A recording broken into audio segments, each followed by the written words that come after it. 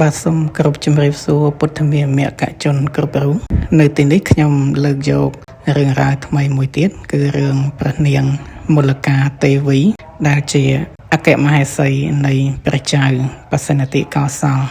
នៅក្នុងក្រុងសាវត្ថីនឹងមាននាងក្រមុំម្នាក់ជាកូនរបស់នាយមីលាកាហើយវ័យនាងទៅតែអាយុ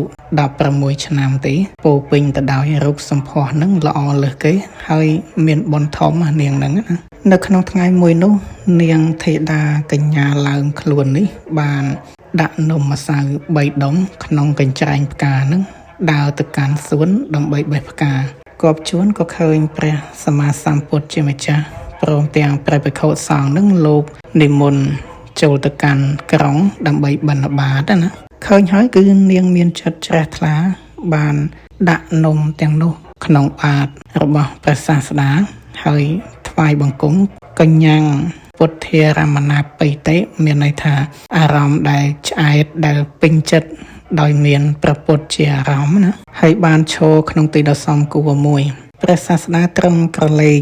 មើលនាងធីតានោះហើយទ្រង់ធ្វើការញញឹមពេលនោះព្រះអនន្តបានសួរនៅហេតុនៃការញញឹមរបស់ព្រះសម្មាសម្ពុទ្ធជាម្ចាស់ណាហើយទ្រង់ត្រាស់ថា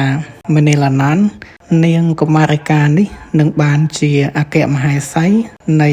ព្រះចៅកោសលនឹងក្នុងថ្ងៃនេះពិតដោយផល្លានិសង្ឃនៃការឲ្យទាននំម្សៅ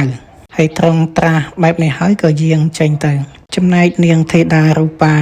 ប្រពៃនោះវិញបានដើរទៅកាន់សួនច្បារហើយច្រៀងបណ្ដើរនឹងដើរបេះផ្កាបណ្ដើរនៅក្នុងថ្ងៃនោះដែរព្រះបាទបសិណតិកោសលទៅតែច្បាំងចាញ់ព្រះបាទអជាតសតោហើយទ្រង់រត់ភៀសប្រកាយចេញទៅហើយទ្រង់យាងដោយសេះអសដរទៅដល់កន្លែងសួននឹងទ្រង់បានស្ដាប់ឮសំឡេងចម្រៀងរបស់នាងកុមារិកានឹងណាហើយក៏មានព្រះតីនឹងប្រតិព័ទ្ធ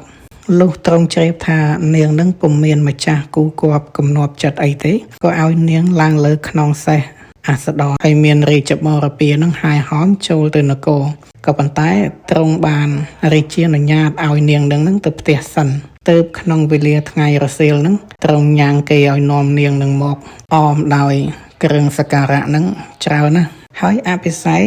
នាងនឹងលើគំនររតនសម្បត្តិដ៏ប្រសើរព្រមទាំងតែងតាំងឲ្យជាព្រះអគ្គមហេសីទៅ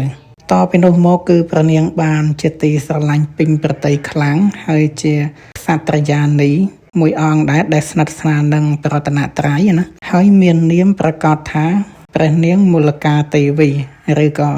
យើងអាចហៅបានថាព្រះនាងធីតាផ្កាម្លិះនេះជាផល្លានិសង្ឃដែលអតីតព្រះនាងមល្កាទេវីនឹងកាលនៅជាស្ត្រីសាមញ្ញហើយបានបំពេញទានគឺត្រឹមតែ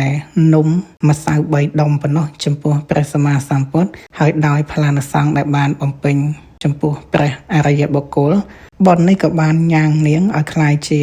ឯកអគ្គមហេសីរបស់ព្រះរាជាទៅ